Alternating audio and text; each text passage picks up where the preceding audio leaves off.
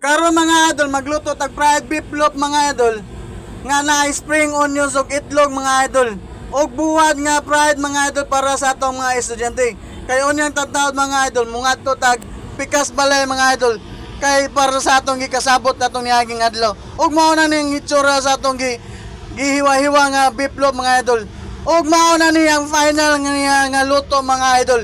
Manindot kani siya og lami kani siya nga pagkaluto mga idol kay ato na ni siya gibutangan og secret ingredients.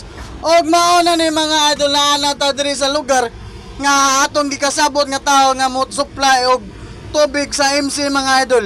After pila ka days mga idol nagkaabot na gid ming duha mga idol. Human sa pila ka daw na ko hinuwat niya mga idol.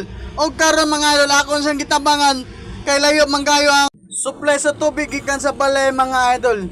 Og karon mga idol mag-preparasyon na ta para sa main supply sa tubig mga idol. Og dapat mga idol ilubong na nato ang pipe mga idol haron mang dili ta makadisturbo sa atong silingan mga idol. Og mao na ni mga idol iyan ang gitiwa sa iyang trabaho.